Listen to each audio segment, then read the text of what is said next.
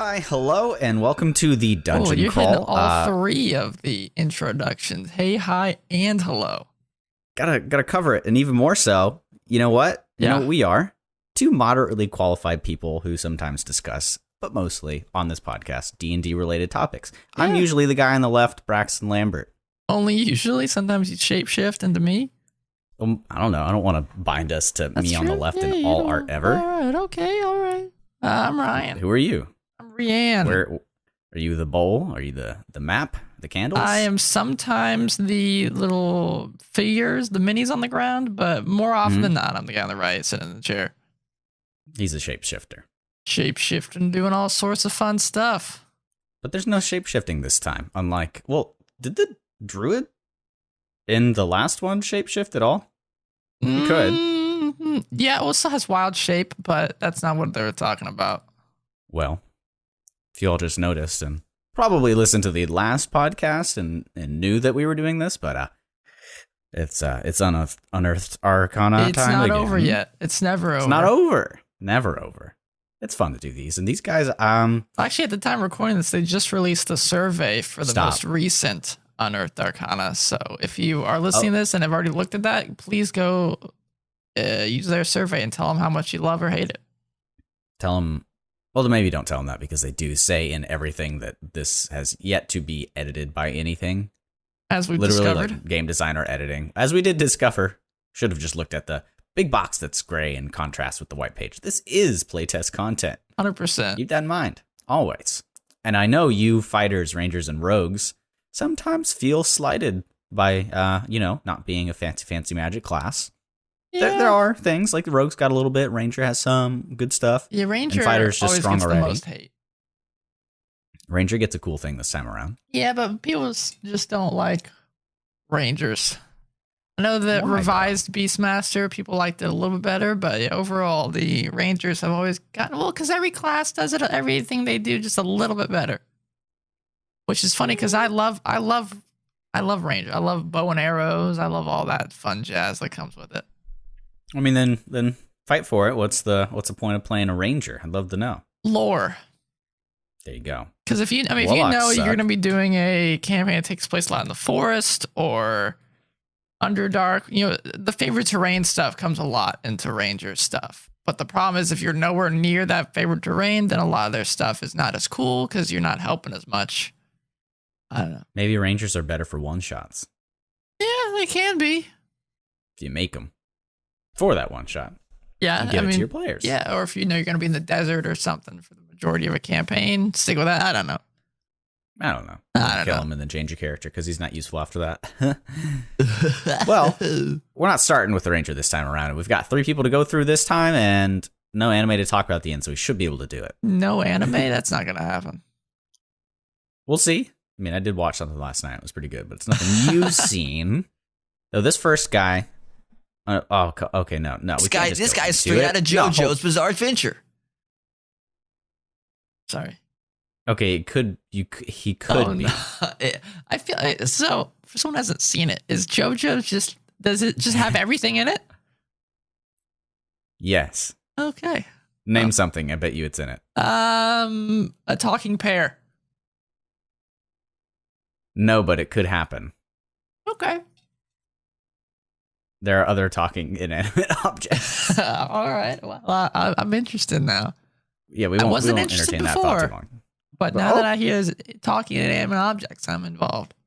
There's lots of them.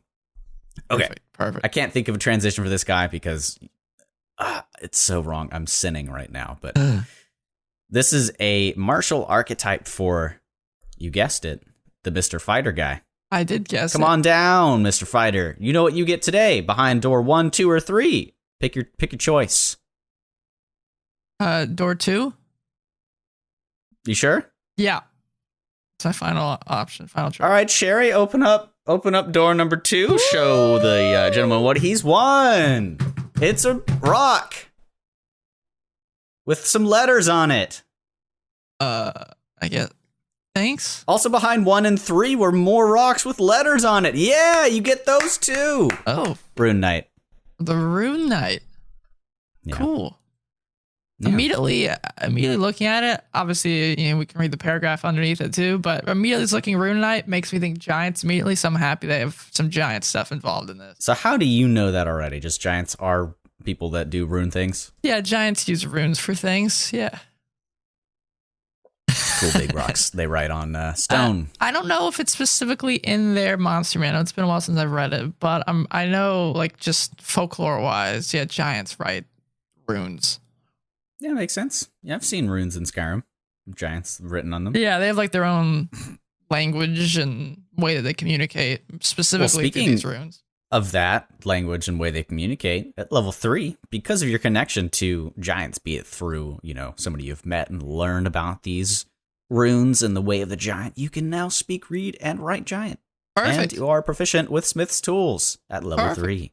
And you cool beans. What's that? How do you think you pronounce that? Skilled Skilled. I like how you say it. Yeah.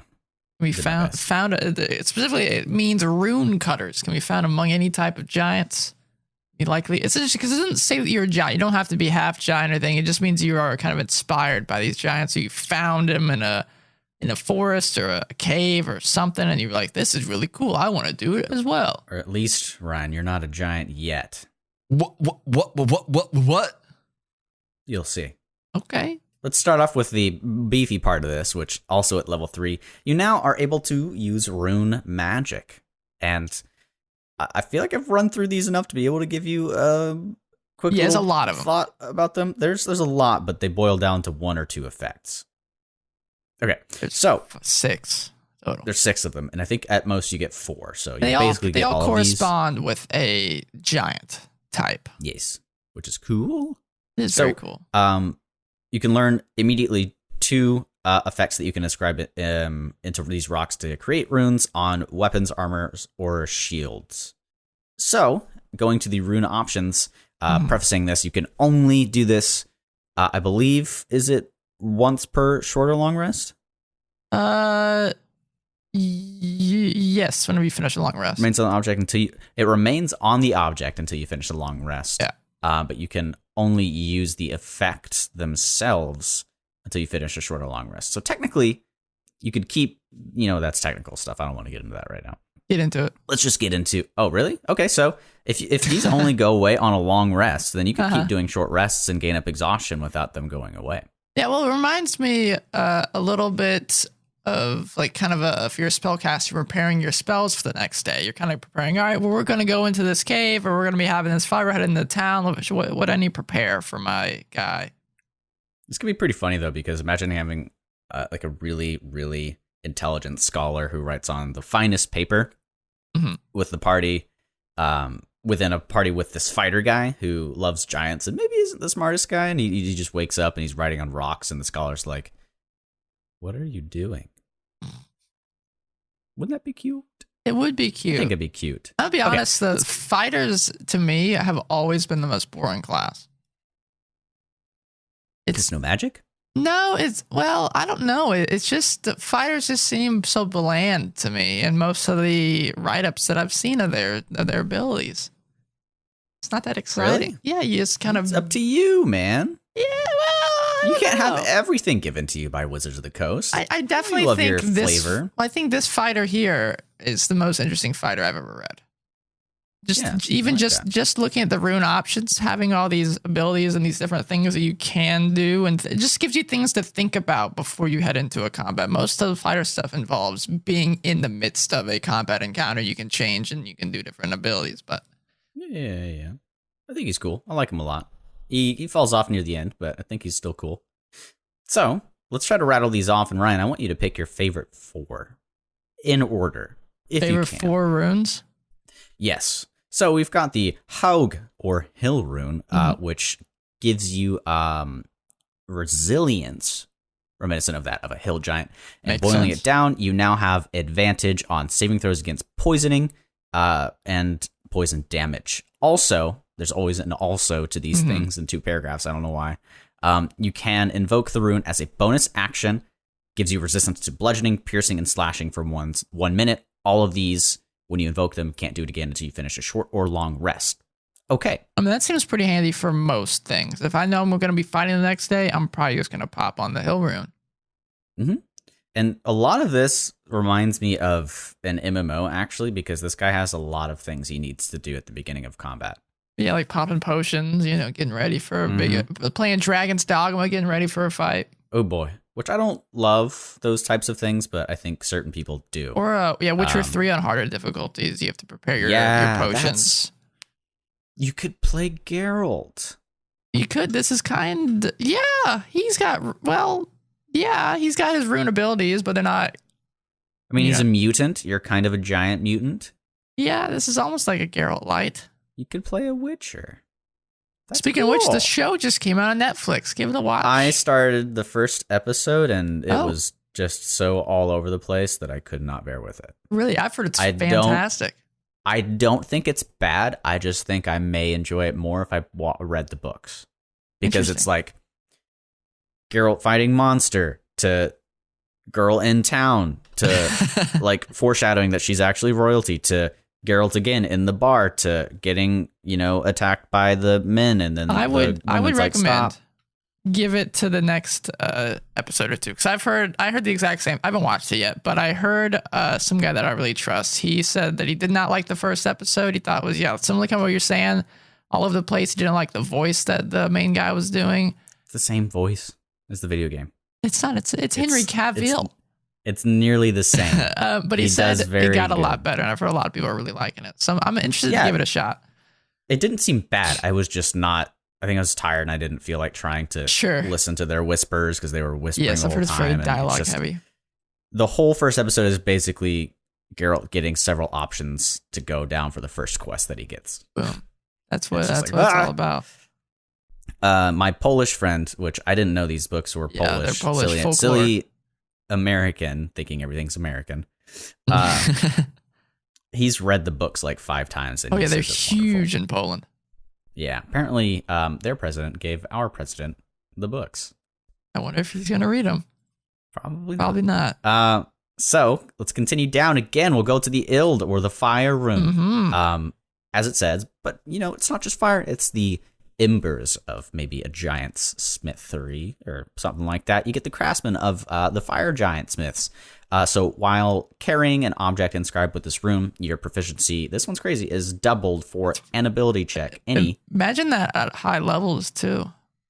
Yes. Doubled proficiency. That's like the rogue that has just a flat 10 plus anything to any roll once they get higher. Well, it's any ability check you can make that uses your proficiency with a tool. Yeah, okay, not as cool as a rogue then, I guess. So there's the caveat. You got to be proficient in a tool to gain this proficiency, but that doesn't mean you can't learn how to do these things and get a crazy amount of proficiency in and you're already proficient with the smith's tool. Yeah, you got a broken wagon. You want to get like a rock and some like your fist and just do a proficiency check to like fix it. You just bash it and then bam, it's all fixed. Broken wheel, put back on. We mentioned it last time. Remember to go to the tool proficiency section of Xanathar's because there's a lot of fun ideas of stuff that you can do with your tools. Oh, yeah. And there's another part to this. There's the in addition. When you hit a creature with a weapon attack, you bring fiery shackles out onto it, possibly from this giant's embers, and it must succeed on a strength saving throw or be restrained for 1 minute. Does 2d6 at the start of each of that creature's turns, and they get a saving throw at the end of each of their turns. And if they succeed, they banish the shackles. Same short of long rest thing. This one's interesting, but I see it not being useful for forever. The first part is crazy, though. Yeah. Well, it's interesting because this is level 3 that you get this stuff, right? So I could do some good damage at a low level. All right. Okay. Yeah. Oh, also, caveat, if a rune requires a saving throw, the DC is 8 plus your proficiency bonus plus your intelligence modifier. Yeah. There you go.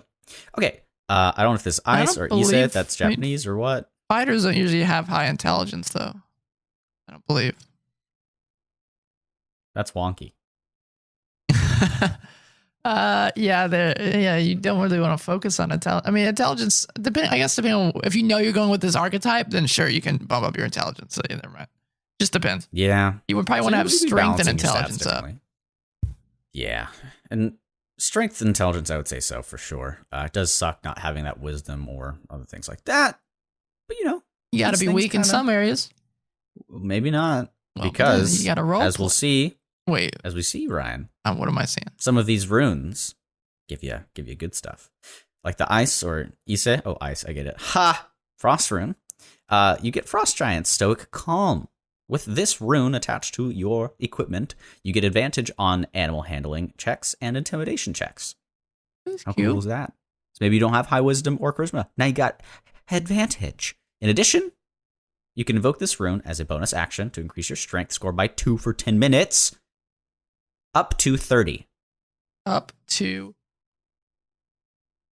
Don't know how that works, but you can do it. That's pretty. I mean, there are things, because like it says you can't raise your strength above 20, but you can get items that can then raise your strength. So this is another thing that can just bump up your, especially if you get like there's like belts of giants or something, that giant strength that gets you even higher strength too. So yeah, you could get pretty beefy with these things.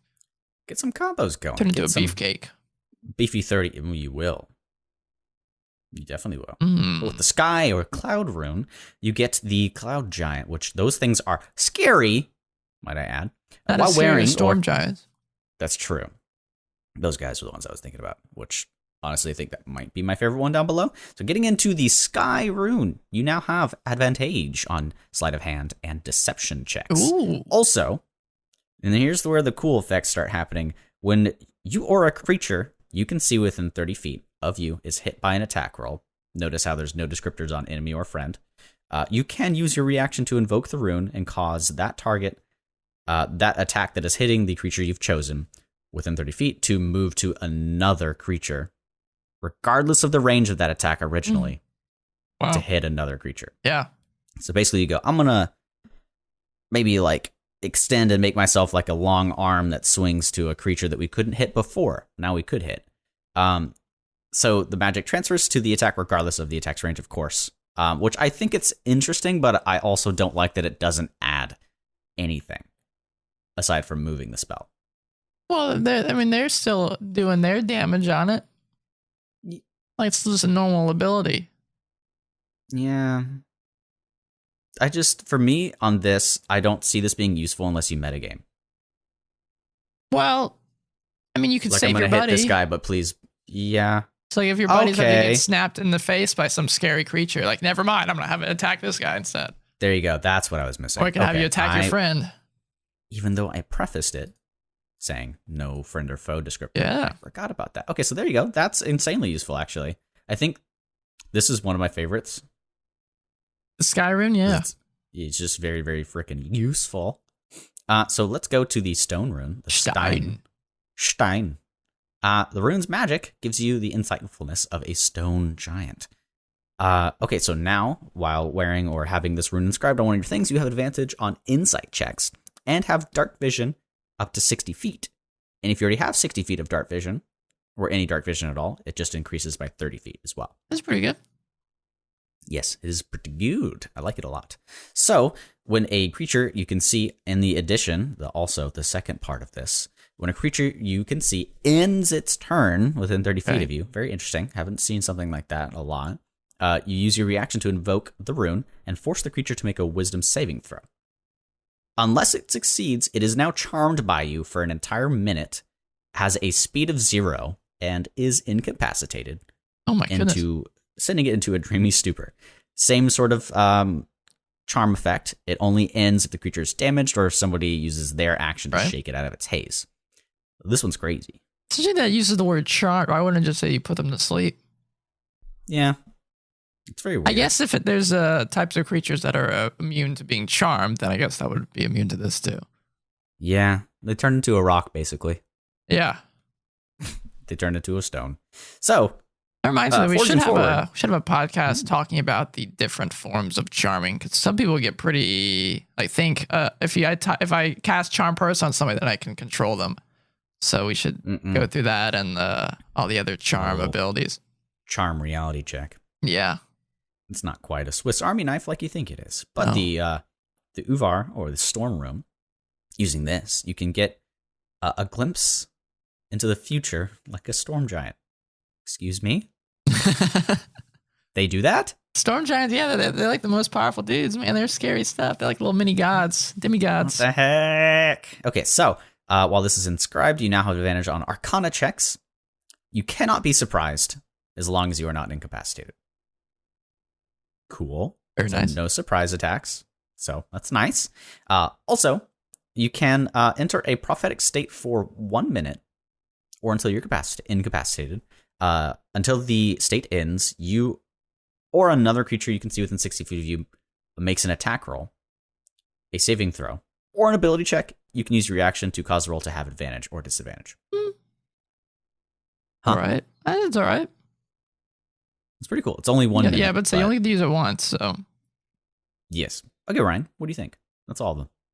Well, not to make you feel crazy or scared, storm giants, they like hanging out in oceans, and Braxton's party is currently in the middle of an ocean, so storm giants might be looking at you, watching, waiting. Let's not. In the middle of a giant storm. We've had enough encounters like 2 feet out of the port. Yeah, it has been nonstop. But my favorite, I do like the sky rune that we were talking about, the cloud one. And I think I like Stein, and I think Hill is the most not useful, but probably the one that would be getting used the most, just because it's resistance to most things. Yeah, I think the Hill one is the most practical, and maybe the sky. I mean, it's like the stone one are the most. It's like fun. a barbarian's rage. It's really cool. And remember, you can. I don't think you can change these. You can only have up to 4, but at this point, you get 2. Yeah, so you have to choose. So that's Ryan's choice at this point. I've been talking for a bit, Ryan. Why don't you take away the cool stuff? We're getting into the thing that I alluded to earlier. Well, it's interesting. So we're still in 3rd level. Mm-hmm. So you get the proficiencies, all that rune magic, and then you also get giant might, which allows you to imbue yourself with the might of giants. So as a bonus action, you can get these following benefits, which only last for a minute. You can, if you're a smaller than large creature, which, I mean, unless you're polymorphed or been already cast a large creature, you're probably only a medium or small. Then you immediately become large along with anything you're wearing. And if you don't like the rune to become large, then your size doesn't change. But I mean, more often than not, you're probably at a pretty big space, which then alludes to you having advantage on all strength checks and strength saving throws, and your weapon attacks deal an extra 1d6 damage. You use this feature twice. You regain them all when you finish a long rest. Yeah. At 3rd level, that's pretty badass, man. It's pretty badass. And you might feel like, hey, this guy's getting a lot of stuff at level 3. Also realize at this point, the spellcasters have several spells that can do things like this. Yeah. So it's pretty cool. But this next part, defensive runes, it's also pretty cool. Take it away again, Ryan. All right, I will. We'll just talk like this the whole time. Let's not do that. So you then at 7th level, you learn to invoke your rune magic to protect your allies. When another creature you can see within 60 feet of you is hit by an attack roll, you can use your reaction to grant a bonus to the creature's AC against that attack. The bonus equals 1 plus your intelligence. So again, alluding to the fact you will need to have some. You probably want to use intelligence as your secondary ability in this guy. You want to make that sure that's pretty high. This guy's pretty defensive. Yeah, and you can learn a new rune after that as well. Oh, yeah. So your friends are not gonna get hit, really. At the beginning of a couple of what are the words? Encounters. Because you have the defensive rune and the sky rune, the cloud rune, you can just mitigate damage. It's pretty cool. Yeah, there's no limit on that. It just does.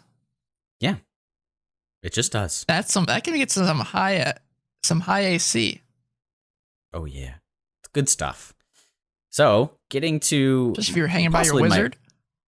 My favorite part, this whole thing. Okay. You like your flavor too. I do like flavor. At 10th level, you get great stature. The magic of your runes permanently alters you. Whoa. This is not a bonus action, something you invoke. It's like something that you get when you level up. As you gain this feature, roll 3d4. Grow a number of inches in height equal to the roll. So at minimum, you get 3 inches of height, which could be kind of silly. levels up and he goes, "Ink, did you put on some shoes?" Or so no matter how tall you grow, big or small, you get extra damage, which when you use your Giant's Might feature increases to 1d8. Also, you learn a new rune. You got 4 now. Yeah. The cool thing about this, potentially grow 2 feet.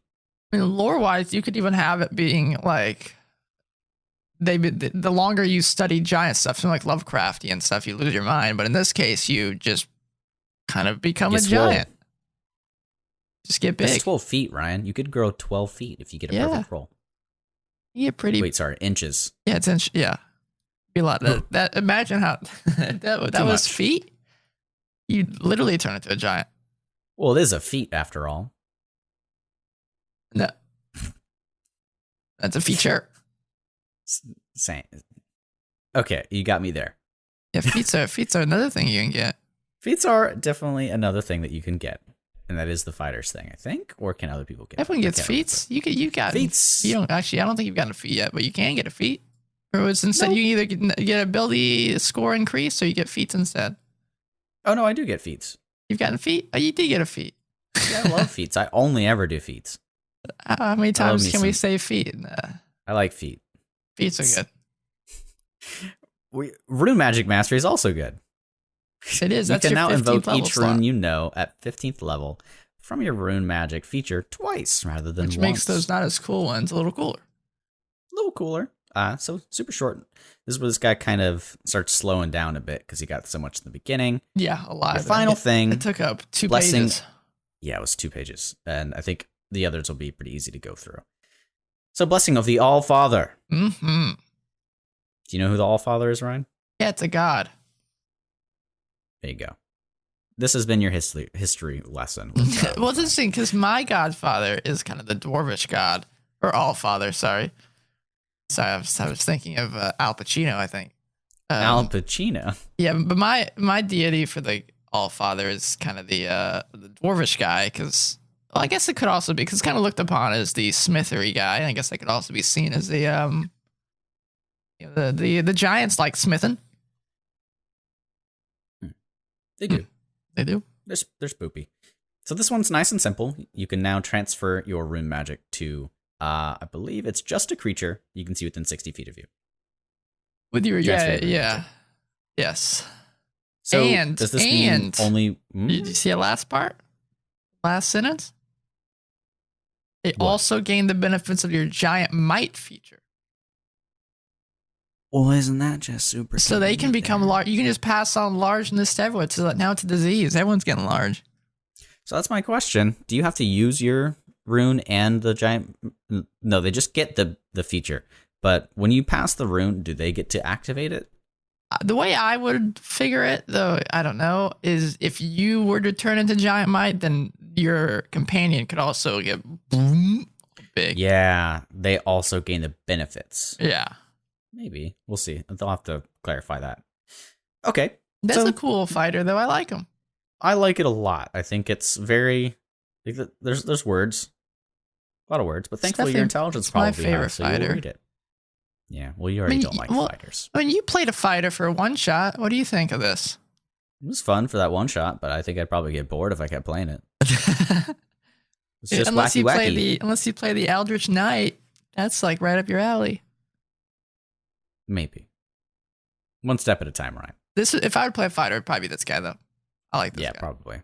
This guy is a bueno. So I want you... And giants don't get enough love, so... They do not. Take this next whole one. Podcast on a giant.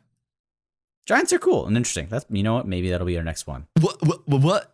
After we finish Unearthed Arcana. After we finish Unearthed Arcana. Which actually, this is our last Unearthed Arcana for the year, by the way, guys. Oh, yeah. By the time you'll be hearing this, it's probably Christmas Eve for you. Yeah, Merry Christmas. If you listen the day that this comes out. But then our next podcast will be kind of a special one. So we'll delve into that later, though. Special. All right, so the next new Ranger, you take this class. One. Yeah, new Ranger. Let's see if it redeems itself. A lot of people aren't a huge fan of the Ranger. So, Swarmkeeper. First off, the name sounds sick. I'm getting kind of a mummy vibe from it. So you feel a deep connection to the world around you. Some rangers reach out to the magic connection you reach out to the Fae, and this one kind of the ones from this kind of drop the planar aspect that we've been feeling, but this one kind of gets a little bit closer to the Fae again, but it doesn't have to just be from Fae. It can also be swarming beasts, buzzing insects, fluttering birds, slippery squids. I love the alliteration there. It has to be Fae spirits. Well, yeah, but I mean, they turn into these beasts. Yeah, but I mean, it's not like super ingrained in the Fae at the very least. Not like the. It's kind of like how summoning a familiar can be any of those things. Yeah, not like the barbarian dude that we had before. Not quite. But it's interesting too because it points out that Swarmkeepers enjoy vibrant communities that work for the mutual benefit of all those they consider part of their swarm. So lore and RP wise, as a DM, I could have some fun making a community built around this swarm aspect and integrating my player, the Swarmkeeper, into this community. Oh yeah, could be tons of fun. Could be lots of fun, and I like this guy. He's quite interesting, maybe a little gross on the outside. Yeah, very flavorful. I like him. A lot of gross on the outside. So the Swarmkeeper magic at 3rd level, you immediately get the mage hand cantrip just for funsies, because why not? That's overpowered. Mage hand's not overpowered. I'm just kidding. They can't even. They can't do that much. That they get mage hand. I don't know why. Because I actually don't know either. It just felt like they threw it on there. It does seem kind of. Well, it's kind of cool. Oh, see, if you read the parts is when you cast it, the hand takes the form of swarming nate. So it's like the little swarm are doing stuff for him, I'm not sure why it doesn't make sense. They literally explain it in the next sentence. Well, I mean, even still, just thinking about the spell, it does seem a little random, but yeah, if you picture it as the little swarm beast that's doing it for them, that's kind of nice. That's cute. You think that sticks out a little bit more than regular mage hand? Yeah, people probably, especially if they fluttering birds could be kind of cute, but if it's a slippery squid or some insects, might freak people out a little bit. Slippery squids. Yeah, that's kind of weird because squids are usually in water, so it'd be like a flying squid. That's hilarious. Yeah. So the spells they get, Fairy Fire is quite nice. Web is super cool. I don't think Rangers get web anyway, but I feel like they should. It seems applicable. Gaseous Form is super cool. Oh yeah. Giant insect, because that makes sense. And insect plague, definitely. I feel like it would be idiotic of these guys that not have insect plague. Yeah, these are all very, very thematic, and it works really well. Mm-hmm. And Rangers have a limited number of spells, and this does not change that. They only get one per these levels here, so it's not like they're turning into wizards or anything crazy. Yeah. Gathered Swarm, that's the next one. Still at 3rd level, but also at 11th level. They should do this more often. What, have multiple leveled features? Yeah. Not to take place of an 11th level feature or whatever, but keeping things relevant. I think this is the first time they've ever done this, but of course there've been, at this level thing increases by whatever. Sure, but this explicitly is like another 11th level feature. It's cool. So this allows you to gather your swarm of Fae spirits that look like tiny beasts. So almost like a little mini insect plague. And they remain in your space, crawling on you, as Braxton said, kind of gross or creepy like, through your clothing or flying and skittering immediately. I feel like if you were fighting normal dudes, they'd probably just run away at this point. If I saw this happening, I'm out, man. So this is always happening. Unless they're like birds or something, I guess. Let me repeat, this is always happening. Yeah, I feel like you could hide it if you didn't want people to see it, though. You magically attract a swarm of Fae spirits that look like tiny beasts of your choice. The swarm remains in your space, crawling on you through your clothing. Maybe you could put your stuff in your clothes. Well, the way I read it is you magically attract them, so you can bring them or send them away if you so wish. But you can't do that bonus action unless you have them on you. You know what this is? What? You know what this reminds me of? JoJo's Bizarre Adventure, Naruto. Oh.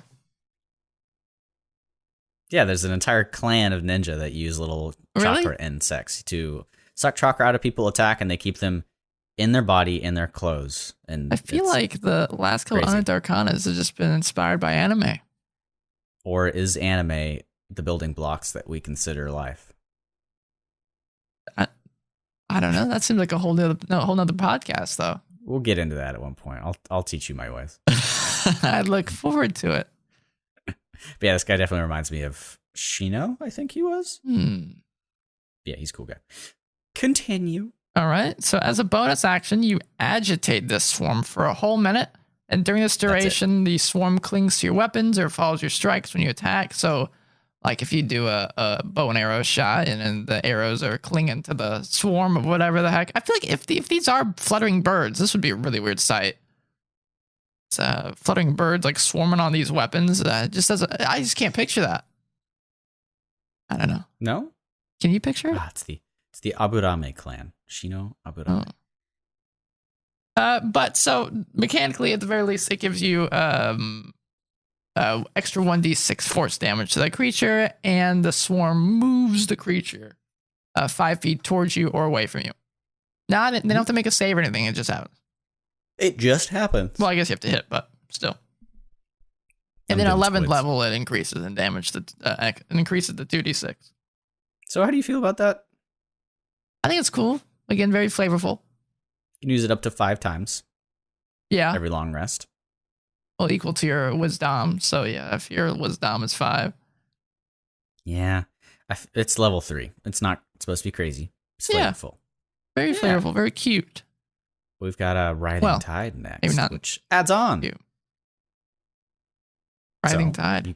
You condense parts of this similar to how they wrap around your weapons and whatnot, focused into a mass that now lifts or sweeps you along whenever you activate. Oh. Wait. Yeah. Whenever you activate the Gathered Swarm feature, meaning you agitate. Yeah. Okay, gotcha. You get one of these few benefits. 1.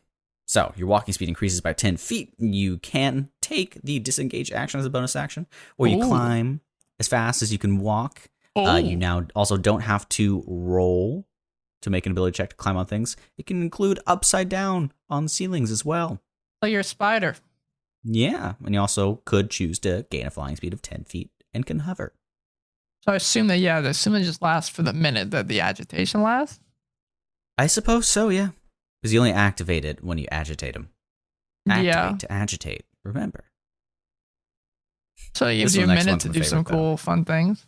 Yeah, I like it. And, I mean, you can do it 5 times per long rest, which maybe that's not a ton, but hey, you can do it. You got other things. You do it back to back, so then you can do 5 minutes of walking on stuff. That's pretty good. It's pretty good. This next part's even cooler, though. Is it?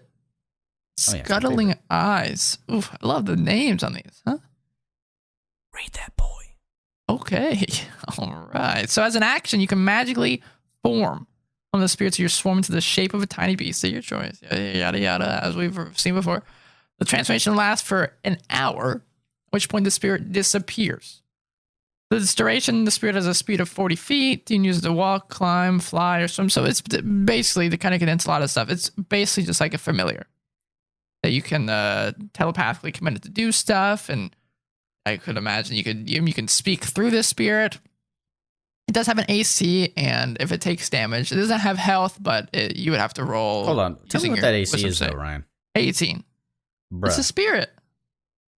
Bruh. It's a spirit. Bruh. And it's tiny. That makes sense. Yeah, but bruh. If you're big, you got a smaller AC, because it's easier to hit. It's crazy. It's a lot. It's cool. Yeah. I like it. Yeah, it's just At first I was like, why does it repeat you can form one of the tiny spirits of your swarm into a tiny beast of your choice? I was like, you can already do that. And then I realized maybe. So, yeah. Question. When you get Gathered Swarm, are your face spirits always that beast? You cannot change it. I would imagine so, yeah. Well, I mean, I think when you get this class, you choose what they would look like. Mm-hmm. Yeah. And then this one allows you to change one of them. Yes. Of your swarm. Tiny beast. Okay, cool. Got it. That's something I want to clear it up. So they can of course, things. Yeah, you can dismiss it early, or you make it teleport within 5 feet of where the boy disappeared. And again, you can't do so again until you finish the long rest. Just you could send it to go creep on things and investigate places. this is cool. You can use a spell slot of 3rd level or higher to use it as well. So if you run out. So hold on. Mm-hmm. They need to reword that because they do say you cannot do this feature again until you finish a long rest. But they also say you can use it with a 3rd level spell slot. Yeah, it says you can use it again.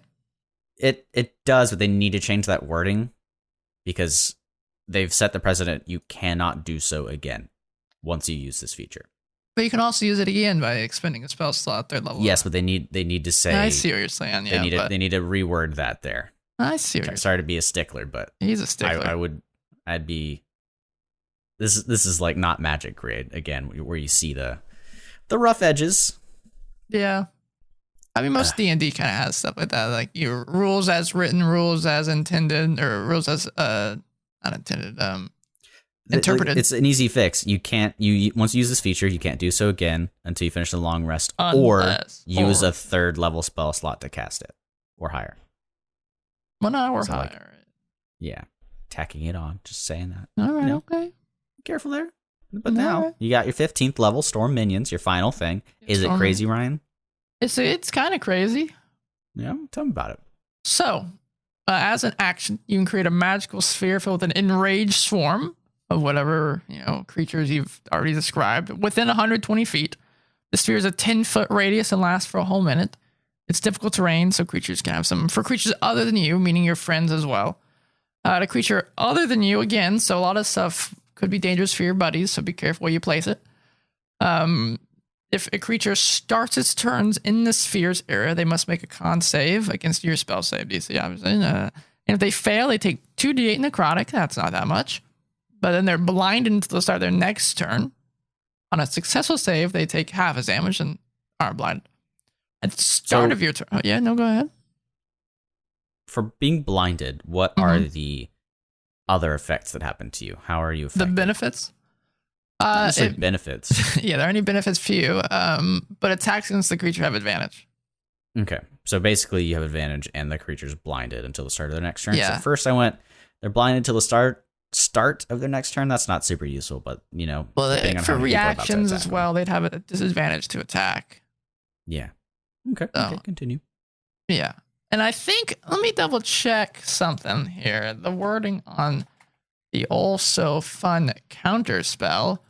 Well, okay, it doesn't say you have to see it. But I was saying that would be a way that you could. Oh no, yeah, you have to see a creature within 6 feet of you cast. So it could be a way to counter spell. Counter spell. Yeah. So if you know there's a wizard that's doing counter spell on your buddies, then you could do this and blind them so they can't. Just a thought. Good stuff. But there's more because there is more. Where did I? At the start of your turn, if any number of small or large creatures took necrotic damage from that swarm on their turn, then you regain 1d8 hit points, which is not that much. On subsequent turns, you can use a bonus action to move the sphere and you kind of maneuver it around, but it just keeps going. When you activate this feature, you can choose any number of creatures you can see to be unaffected by it. So if you were kind of worried about hitting your buddies, especially from the wording earlier, now you don't have to be. Once you use this feature, you can't do so again until you finish a long rest, yada yada. Or, and obviously the wording again, as Braxton said, is a little odd. You can use it also again by expending a spell slot of 4th level or higher. Pretty cool. Do so again. You can also, you can also is just weird. Pretty cool. Weird. Yeah, it is cool. So this guy, it's not that powerful though. No, it's cool, but I mean, it's not like, oh man, I'm dying to play this guy. I mean, it is just a feature. I mean, because you do get Insect Plague, and what did they say, 17th level, right? That's 2 more, and I believe that's like 40-10 damage, something like that. 40. 4d10. That's 400. What? Sorry, I'm being dumb. Oh, I was like, you 40. Is this microphone messing up? No, yeah, no. Yeah. I think this guy's a solid 5.5 out of 10. Do you think this redeems the Ranger? No. Yeah, it's very cool. I don't think a single class could redeem a. I don't think a subclass could redeem a. Yeah, it's inherently not that great.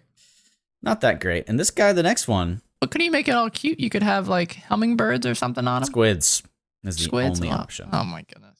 He's a warlock boy. Imagine just a bunch of flying squids writhing and crawling through your clothes. Tentacles all over you. How cool would that be? And that's just like straight Lovecraft at that point. Seen enough anime to know where that's going. Where is that going? Again, we'll have to save this chat for another podcast. All right, that's all right. This next guy. The final one. I feel weird about this guy. I do in one area. I'm curious where you feel weird about it. I think it'll be the same thing. Okay. And I also have a thing I want. There's some stuff I want to talk about here. But this guy reminds me of Kingdoms of Amalur Reckoning. Kingdoms of Amalur? I haven't thought of that game in so long. It's a good game. Basically, your character in that dies and comes back to life and has like no memories of yourself and basically is a completely different person. Is that really what happened? Yeah. Holy cow, I played it ages. I don't remember any of that. That's funny. Well, it's in the very beginning and they don't touch on it too much, but the reason you have the ability to change your fate, would you? Sorry, little. Is that from the game? No. What Disney movie is that? Redheaded girl? Brave. Yeah. So it's basically what this is. You've died and now don't really remember who you were in your past life, and sometimes those skills from your past lives or life come back and help you. So you can conceive. You may have convinced a deity to let you return to the material place. It's like a bunch of stuff. Mm-hmm. You died, you came back. Feel free to pick how it happened. This class is called the Revived. So what's interesting about this to me is Matt Mercer, the DM for Critical. He had a class that he made a while ago called the Lingering Soul. That was basically the same idea, except for the biggest difference being the Revived is a class that you start with. The Lingering Soul was an option for if you get revived, you could switch your class to the Lingering Soul. That's kind of. Is that your problem with this? No, it's not. That's not my problem with it at all. I just think it's a similar idea, except the Revived is. Do you die at 3rd level and then come back, or are you? No, I think the way that they're saying is that you like maybe are aware of your past lives at 3rd level. Yeah. Okay. So it's almost Buddhism. They believe in reincarnation, which is not necessarily what this is, as you'll see. No. So you remember your talents that you had in a previous life when you finished a long rest. You gain 1 skill or tool proficiency of your choice, which is interesting. You can replace this proficiency with another when you finish a long rest. So just with that, I want there to be some limiter. I don't think, like, you could say you've lived countless lives and of course have all this access to skills and proficiencies, but it would be a lot of effort. But I think, like, come up with 3 to 10 lives that you've lived. I don't know, that each have you can switch out of. Yeah, you can switch out of. I'm not the biggest fan of. Yeah, that's probably what I would do if I had a player. I'd say, all right, let's figure out what your past lives were. Unless you want them secret, then just have me make up all of them.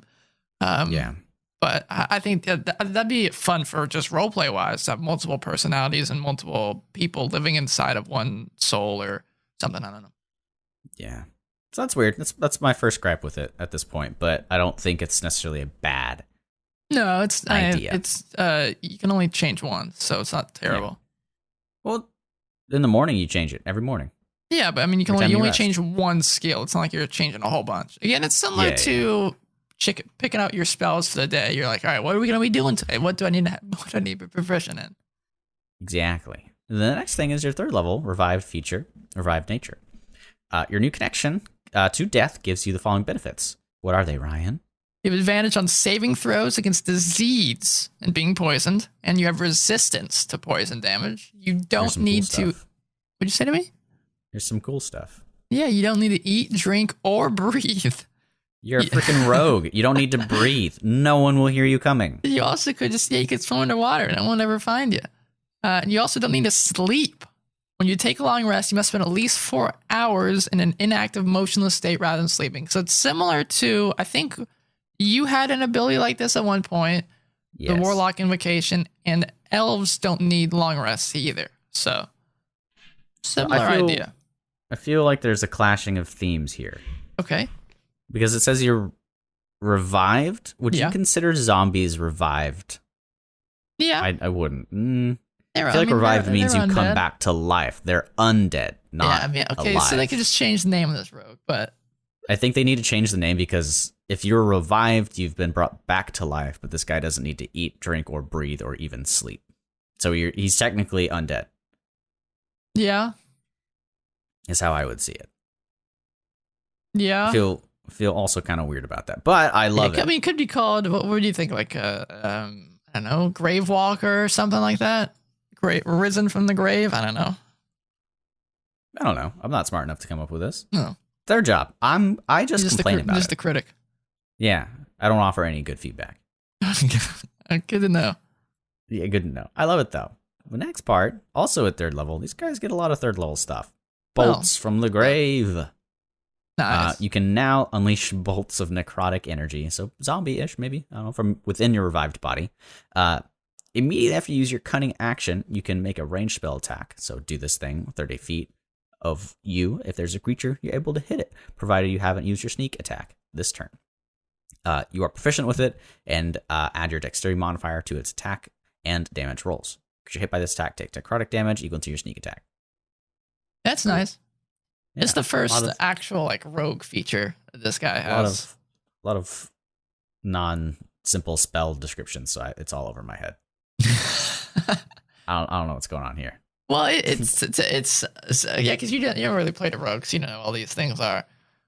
But it's the, like I said, it's the first roguish feature.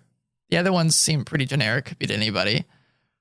I think it's nice. I think it gives the rogue something extra to be focusing on and doing some other.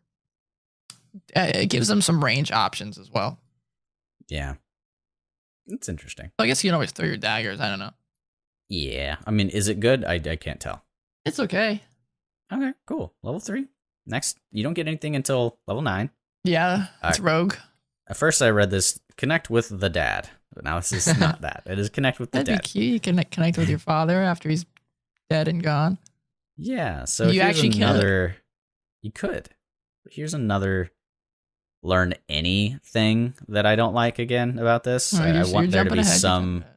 But it's the whole thing. Well, you can cast Speak with the Dead. Mm-hmm.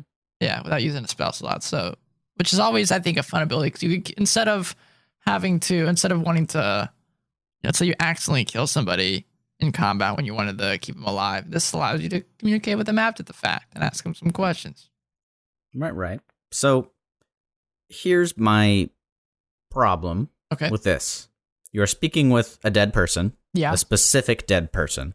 Mm-hmm. But speaking with the dead in this way temporarily gives you a capability from a past life. You're unsure whether it's from your past or the spirits. Yeah. When the spell ends, you gain 1 random benefit from the revived capabilities. You roll a D3, excuse me. Well, if you roll a D4, you just reroll. If you roll a 4, you just reroll until you get one of the numbers. Interesting.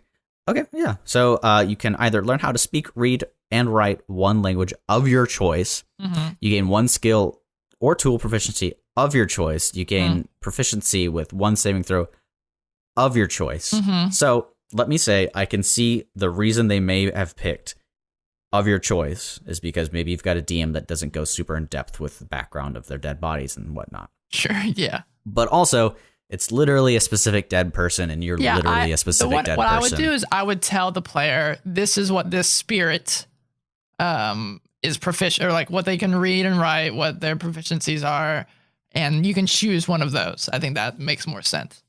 Yeah, I don't get why it allows you to. I mean, yeah, you're connecting with the dead, so maybe you have access to all people that have died. Well, for example, let's say you're talking. But let's say you're talking to some random average Joe off the street, and you decide, you know what? For the rest of my long rest, I want to learn. I want to learn deep speech.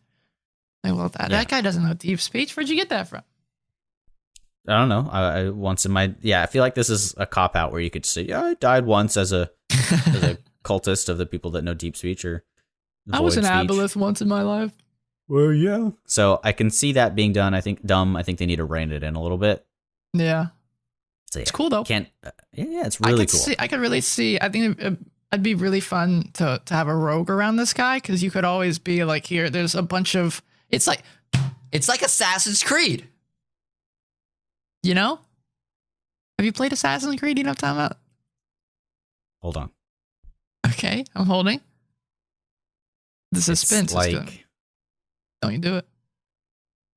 No, I can't. Oh, I'm telling you, this is like Assassin's Creed because there's like the past lives and stuff. I could see a rogue being built around like all their former selves were rogues and they were building off of all the things they knew, and they can change their proficiencies to be a specific thing that they were good in. And I don't know. I think it'd be pretty cool. It is pretty cool. So, hey, Ryan, question. Yeah. Is this your problem? No. Audience with death. That's my problem. Yeah, same. Yeah, it's not, well, okay, it's less of a problem and more Well, I can see where you'll hate it. You don't like foresight or giving answers, but also that's not my problem. Yeah, the last paragraph is yes, that's my problem. Okay, so let's get into this. Yeah. When at death's door, you can converse with the powers of death, but you gain advantage on death saving throws. Doesn't it already say that somewhere? Maybe not. And whenever you make a death saving throw, your spirit can ask an entity of death. And like what?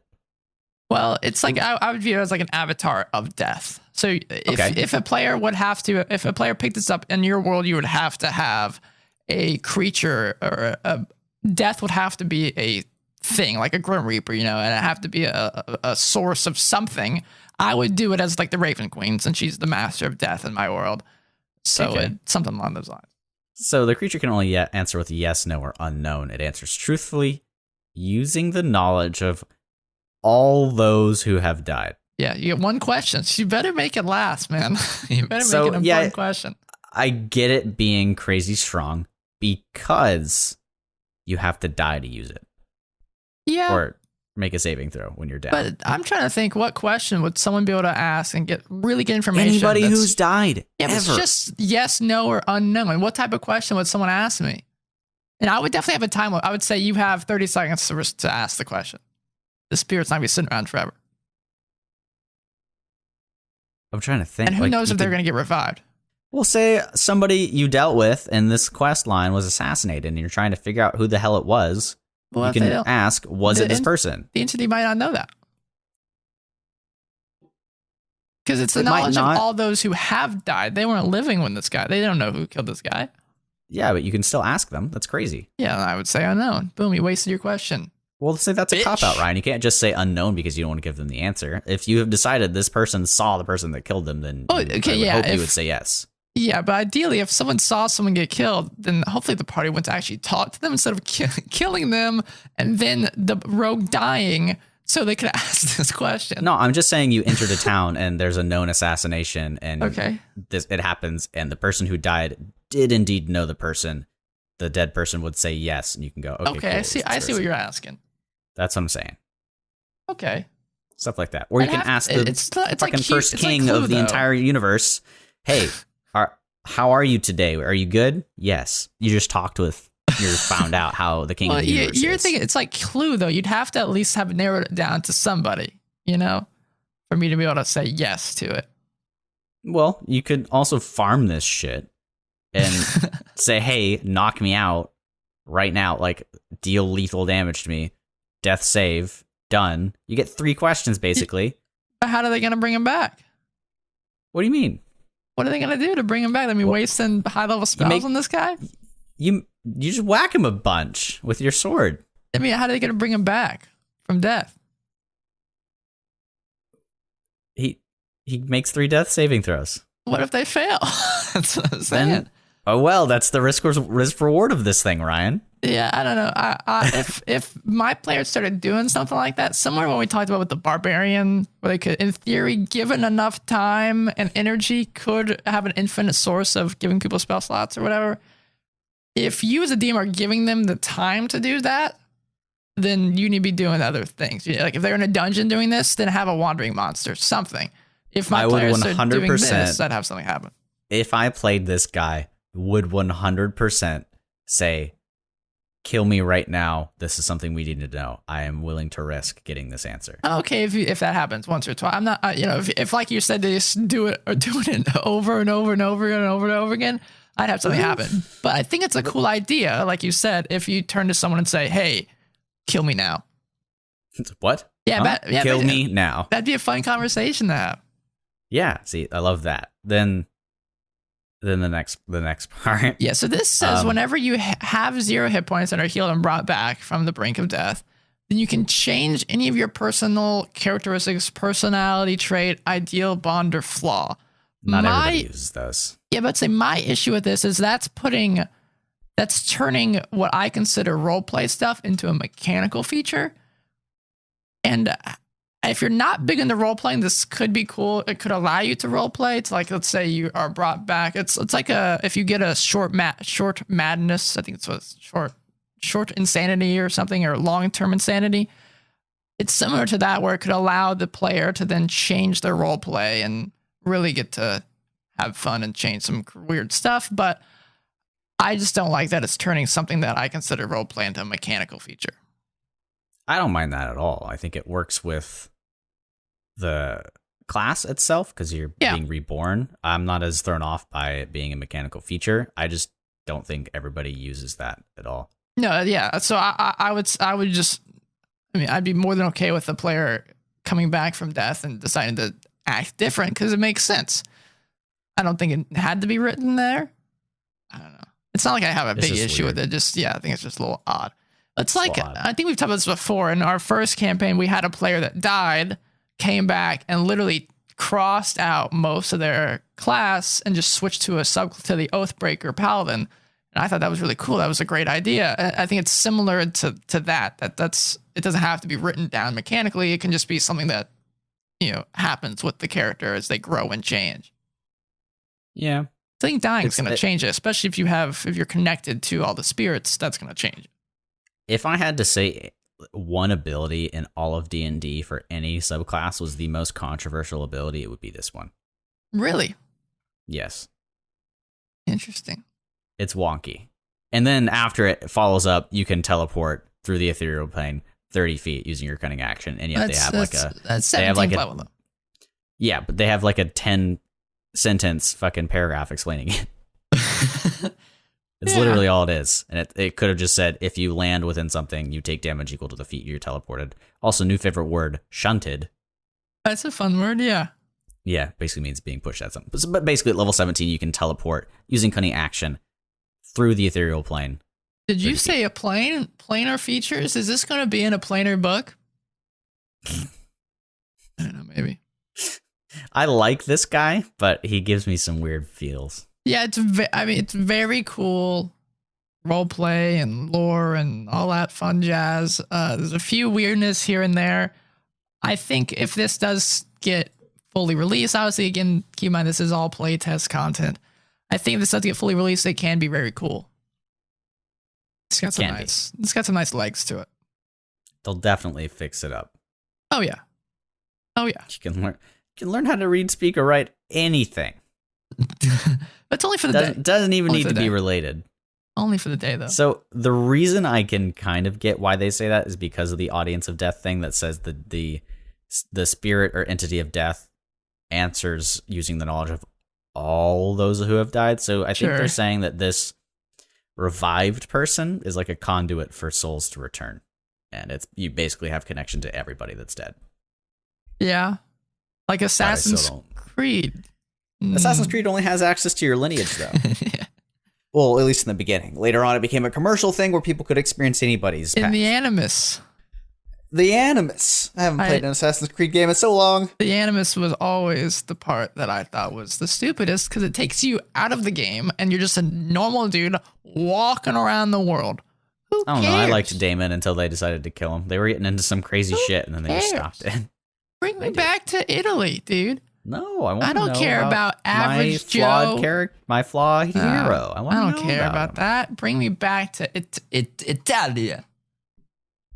Ezio I liked it. Yeah, no, actually, that's not true. When I played Assassin's Creed Origins, the Animus was back, and that was again my least favorite section. Everything is thought to be through the Animus, even if it wasn't. Which is weird. And they made a movie that was terrible. It's by EA. Did you know my sister works for EA? She does. Yeah, she does. If you need a Christmas gift, don't ask me because I can't do that. Give her an EA or get an Origins gift card. Ugh. How did she end up working in a video game company and I didn't?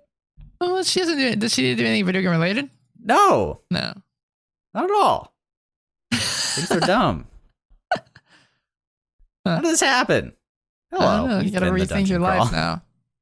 We've been the dungeon crawl. We have been, and this was almost the end. We have 2 more Unearthed Arcanas left.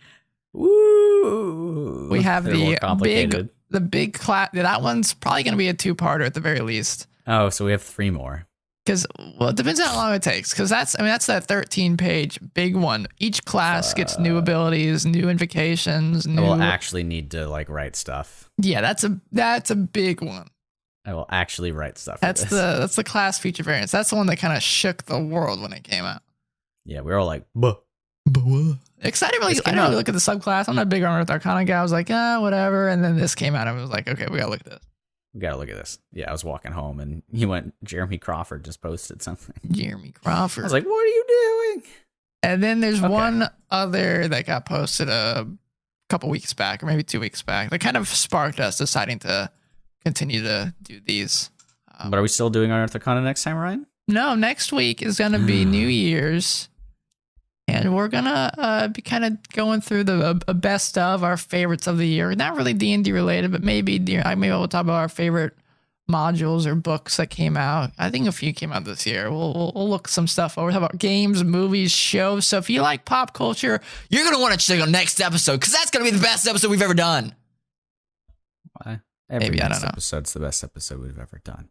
But hey, it's Christmas Eve right now for anybody that listens to this as it comes out, or Christmas. Yeah. So I hope you've got some wonderful gifts opened if you're the family that opens it on Christmas Eve, or that you have some great ones coming up on Christmas Day. Maybe get some fun D&D. We thought about, it was a little too late. We thought about maybe doing a what to get your D&D friend for Christmas, but dice. No, you don't need. It's a good stocking stuffer. It's a good stocking stuffer, and something you can definitely get last minute too, because it's easy to find. But oh yeah, I don't want dice for Christmas. I get too many. I want dice for Christmas. You got so many dice too. What are you gonna do with them? I have 3 sets. Well, how many sets do you need? 12. Infinite. You decided on 12 there for a second, and then you decided to go infinite. 12 is my default number. Well, you at least don't need 12 D100s. That's a bit much. I don't know, man. You never know what spells you're casting. But you're not touching a D100 spell. Yeah, those exist. At the very least, you could just use a D10 for your D100. Look, man, I got Christmas to get to. Unbelievable. Open up every gift I have, no matter the size, is just filled with all dice. All dice. You know what? I hope you get a D&D book. What if you get dice coal dice? That'd be fun. I'd like that. I think the equivalent of that would be you get 6 sets of dice, but all of them are D100s. Yeah, that would suck. D100s suck, man. Yeah, we're over time here. Enjoy your Christmas. Thanks for listening to us ramble about the fighter, ranger, and rogue. Yeah, I don't know whose bright idea to put 3 classes on. Don't they know we do podcasts on these things? It's tough to do 3 classes in an hour. Think about us. Think about us, please. Thankfully, we'll have a break from Unearthed Arcana next week. Have some fun chatting. And we'll start preparing for what our next series or next podcast will be afterwards. Yeah, I give Ryan homework every week. He's got to have it by on my desk by today. Uh-oh. He's actually going home. I am going home. Ramble. Thank you for listening. Take care. Peace. On the streets. Nice.